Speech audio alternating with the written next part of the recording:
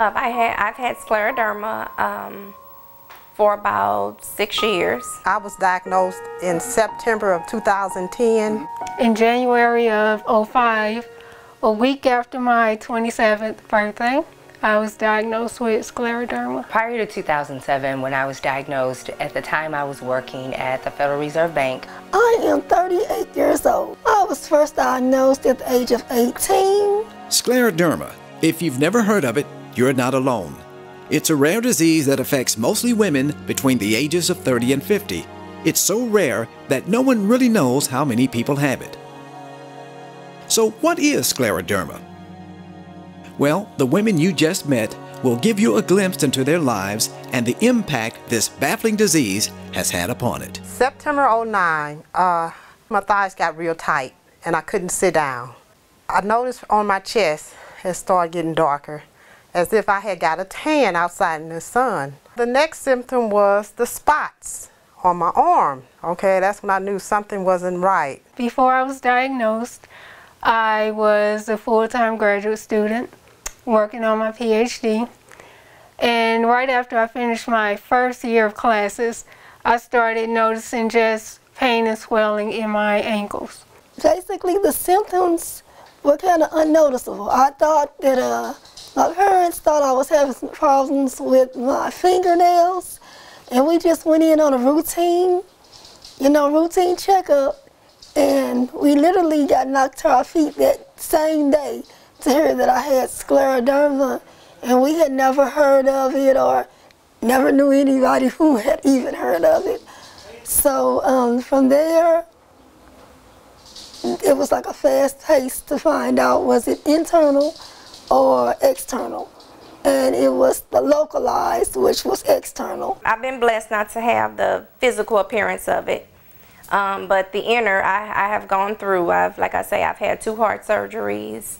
It's affected, excuse me, my lungs, my esophagus.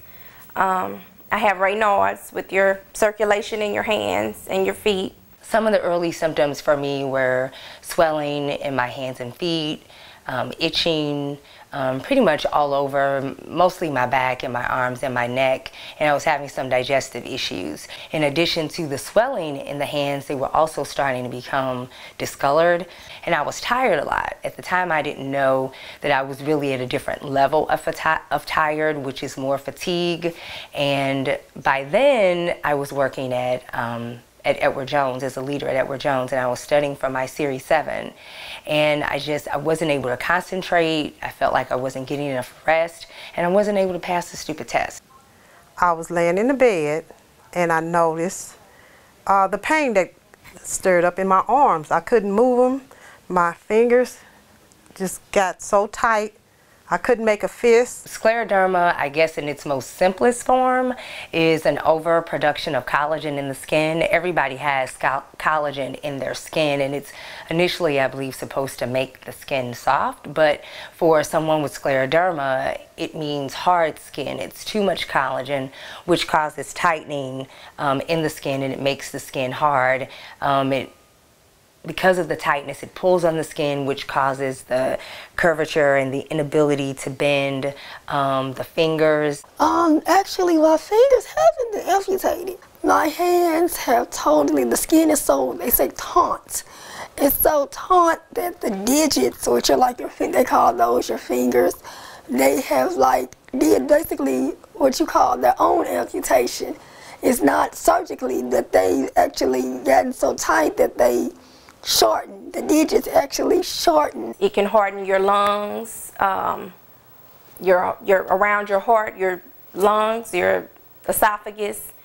It can affect your swallowing. So I tried to get dressed and go to the emergency room because I knew something wasn't right. Well, I couldn't turn the key in the car. Oh, that just, I could barely get into my car, and it got to the point where I would have to ask strangers. I would call strangers over to my car and ask them to help me get out the car or help me buckle my seatbelt. But I was determined to get to class and determined to finish. Even getting up from a chair can be hard. You know, of course, the hands, opening things, holding things. Sometimes, you know, I can't hardly hold the silverware, driving, you know, just your general everyday things get very difficult. The scleroderma has caused a lot of scar tissue around my lungs, so I'm on heart medication. Like I say, it's medication after medication, heart medication, prednisone, aspirins, just all kind of stuff. So it's affected me a lot. I mean, in and out of the hospital, it's not fun. So I'm limited to the things that I'm used to doing that I can't do anymore. Yeah, I'm used to mowing the lawn. Now I have to hire someone. Not being able to open my hands all the way or close my hands all the way, that impacts my ability to brush my teeth. So we had to make changes in my toothbrush. I took a normal size toothbrush, which I can't hold in my hand, to my hand therapist, and we used some clay that we molded around the toothbrush, and then she put it under heat to harden it to the grip to make it easier for me to brush my teeth. When I was diagnosed, I was seeing a gentleman. It wasn't a well, it was a relationship, yeah. But by December, he was gone.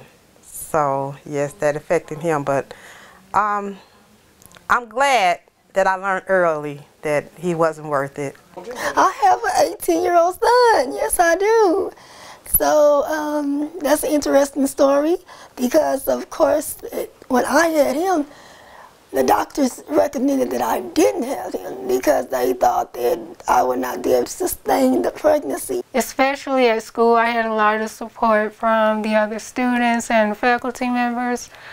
But as the condition progressed, I found it much harder to get around and much harder to get out of the house. So unfortunately, a lot of people just kind of, I guess, forgot about me. I work for AT&T. I've been there 27 years because I type all day. So if your fingers are stuck, you cannot type. So I'm calling in a lot, using a lot of vacation days when the mornings I get up and my hands are just stuck. You have to sit and just take your medicine and wait till it wears off. I don't know, it has forced me to kind of reevaluate some friendships. It has brought new people into my life. So a lot of my coworkers are helping me out. I'm really thankful because they're doing my work for me because they know I'm having difficulties. So I'm blessed there. I would like to say that it gets easier as time goes, but it doesn't. You know, sometimes you get the occasional glare, you know, which you don't mind, but then sometimes you get the actual, I don't know if it's so much that they're wondering, why does she look like that, or what happened, that they would like to know, you know, what is the cause. But it's just, I would like to say you get used to it, but in the heart you really don't. I don't know, sometimes I look in the mirror and I don't even recognize the person looking back at me. I mean, my lips have disappeared, and, you know, all those things, and I used to love to smile, and I still do. I'm always smiling at people, but sometimes I find myself like looking down and not wanting to make eye contact with people because I'm so self-conscious about the way that I look. Well, I am a rapper. I've been doing it for about 2.5 years. I'm new at this. My brother, he does music, so he got me into it.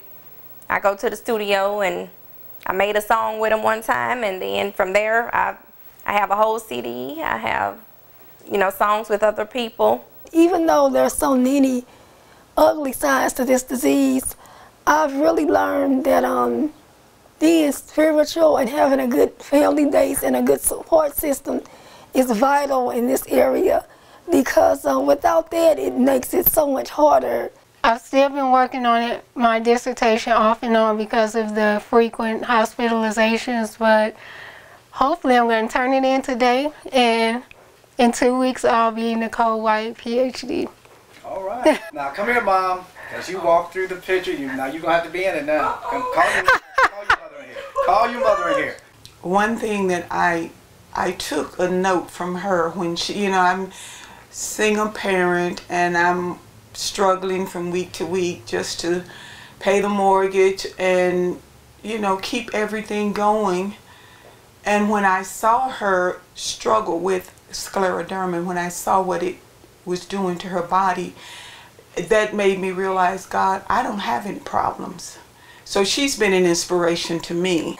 I work at Express Scripts, which is a pretty big company, and even there, the people always saying, you really impressed me because you come in here and you're so happy, you know, and I know your job, but you're just so pleasant, and I appreciate that. Because, you know, it's good to hear somebody say that you inspire them, or you motivate them to go on and feel better about their lives. Because, you know, that's a good feeling, you know, but I hear that and I never get tired of hearing it, you know. I feel that scleroderma has taken away from me in some respects. It's just my independence. I was just fiercely independent before this. Scleroderma is a chronic illness, and that means there's no cure for it. It's rare, so you don't find very many doctors that are very familiar. It's a really harsh disease if it, you know, depending on the person, depending on what the side effects they have are. What I want to accomplish with the Relief Foundation is just that, to provide relief. Last year, the first event we did was called What a Relief. And that was a fundraising event, and what we did with the money from last year is that we donated those funds to a young lady that lives in East St. Louis that was denied disability and was unable to pay for medications. So for me, it's about connecting people together that have this commonality of something that's so rare. If people want to help financially or with their time, they can send an email to therelieffoundation@gmail.com. If you want to donate, you can make a check payable to the Relief Foundation and mail that to P.O. Box 410956, St. Louis, Missouri 63146. You can also go to the Relief Foundation website, which is www.relief-foundation.org. On the website, you can learn in more detail about what scleroderma is and how it affects people. And there's also a donate button on the website where you can also make a donation and help other people that are struggling with this disease. I just hope that eventually they can come up with a cure for it. Dr. Nicole White. All right. That sounds good, doesn't it? Yeah, yeah, it does.